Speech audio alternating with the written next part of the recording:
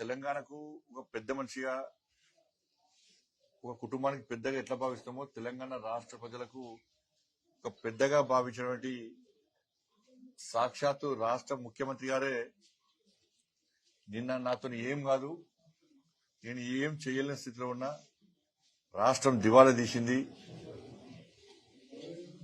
అని చెప్పి మాట్లాడడము నిజంగా ఇంతకన్నా దౌర్భాగ్యము, ఇంతకన్నా సిగ్గుచేటి ఇంకోటి కాదు. ఇప్పటికే కాంగ్రెస్ పార్టీ మీద ప్రజల లోపల పూర్తి వ్యతిరేకత ఉన్నది. నిన్న ముఖ్యమంత్రి గారి వ్యాఖ్యలతోని కాంగ్రెస్ పార్టీ కేల్కతం దుకాన్ బంద్, కేల్కతం దుకాన్ బంద్. ఇక కాంగ్రెస్ పార్టీని ప్రజలు మర్చిపోయి తీసుకొచ్చింది. ఈ ప్రభుత్వము ఉంటదా ఉండదా అని చెప్పి అనుమానాలు తెలంగాణ సమాజం లోపల వ్యక్తమవుతున్నాయి. ఇంకోరు కూల్స్తారా అని అంటలేను నేను, కూల్చాలంటలేను నేను. ఇది సామాన్య ప్రజల లోపల వ్యతిరేకత స్టార్ట్ అయింది. ఇప్పుడు ఆ పార్టీకి సంబంధించిన సొంత శాసనసభ్యులే మా భవిష్యత్తు ఏంది, ఈ రాష్ట్రంలో ఉన్నటువంటి అనుమానాలతో టెన్షన్ గురవుతున్నారు కాంగ్రెస్ పార్టీ శాసనసభ్యులు. ఇప్పుడు కుటుంబంలో సమస్య వస్తుంది, కుటుంబ పెద్ద ఏం చేస్తారు, అన్ని దిగమింగుకొని ఆ కుటుంబాన్ని ఏదో విధంగా అన్ని రకాలుగా పెంచి పోషించుకునే ప్రయత్నం చేస్తాడు. ఆ కుటుంబ పెద్దలు నాతో ఏం కానప్పుడు కుటుంబ పరిస్థితి ఏంది?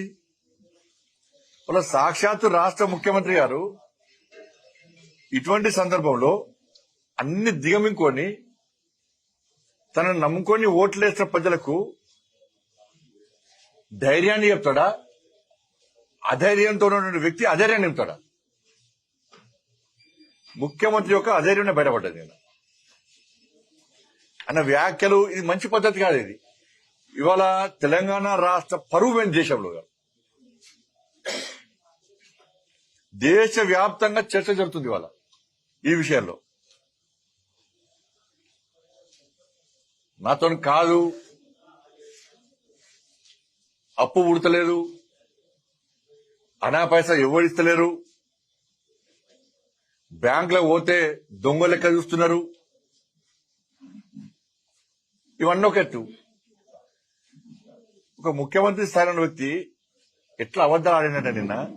ఇలా నేను ఎల్లారెడ్డిపేటలో ఉన్నా, మీడియా మిత్రులతో మాట్లాడుతున్నా, మీరే సాక్ష్యం. ముఖ్యమంత్రి గారు ఢిల్లీ పోయినప్పుడు ఎప్పుడన్నా ప్రధానమంత్రి గారు అపాయింట్మెంట్ ఇవ్వలేదా? కేంద్ర మంత్రులు అపాయింట్మెంట్ ఇవ్వలేదా? ఎన్నిసార్లు కలిసినా మీరు ఇచ్చారు. ఢిల్లీకి ఎప్పుడు పోయినా మేమే అనుకుంటున్నాం. ఆయన అనుకున్నా ఏం పెట్టిండు, నేను గిన్నిసార్లు కలిసిన కేంద్ర మంత్రులను, ప్రధానమంత్రిని గిన్నిసార్లు కలిసిన అని చెప్పి ఆయన చెప్పుకున్నాడు. మళ్ళీ ఇప్పుడు ఏమంటున్నాడు, ఈయన పోతానంట చెప్పులెత్తుకపోయేలాగా చూస్తున్నాడు. ఈ చెప్పులెత్తుకపోవడం అర్థం కాదు, నాకైతే అర్థం కాదు. ఇది కాంగ్రెస్ కల్చర్ గా వచ్చింది.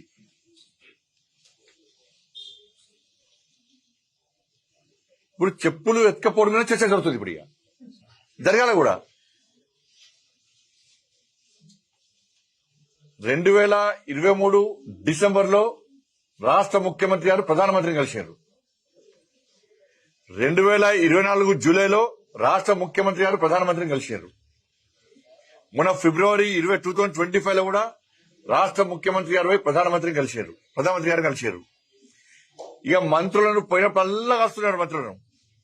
నిన్న కూడా లాస్ట్ కు హైదరాబాద్ నితిన్ గడ్కరీ గారు కూడా కలిశారు.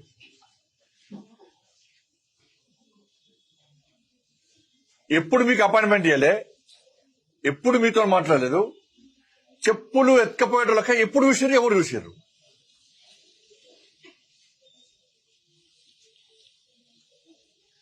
అంటే ఇన్ని అబద్దాలా? అంటే తెలంగాణ ప్రజలకు చెప్పింది మీరే, గిన్నిసార్లు కలుస్తామని చెప్పింది మీరే, మళ్ళీ అపాయింట్మెంట్ ఇస్తలేరని చెప్పేది మీరే. అంటే ఇంత దుర్మార్గం. అంటే కాంగ్రెస్ పార్టీ ప్రభుత్వము ఇవాళ ఒక రాష్ట్ర ముఖ్యమంత్రి మాట్లాడాల్సిన మాటలు కావు. ఇది ప్రజల లోపల అధైర్యాన్ని నింపింది.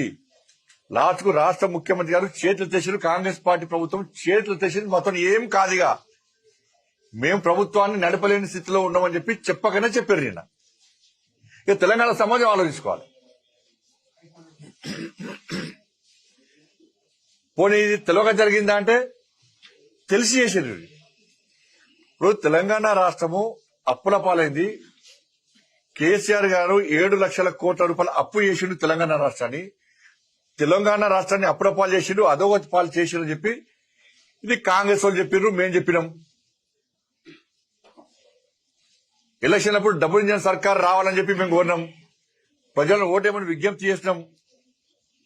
కానీ ప్రజలు ఏం చేసిర్రు? 6 గ్యారెంటీలు మీరు ఇచ్చిర్రు, 420 హామీలు ఇచ్చిర్రు. ఇది 100 రోజుల లోపటే అమలు చేస్తామని మీరు చెప్పారు.